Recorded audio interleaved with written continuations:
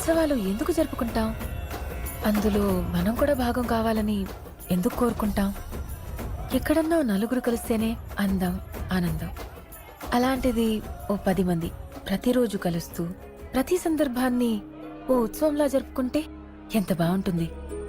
అలాంటి మనుషుల్నే కలవడానికొచ్చాను. అక్కడ నాలాంటోడే నాకొకడు తగిలాడు. ఆడికి కొత్త పాత ఉండదు, అందరితో మాట్లాడేస్తాడు. ఏదన్నా అంటే ఎక్కువ ఆలోచించలేదు అంటాడు.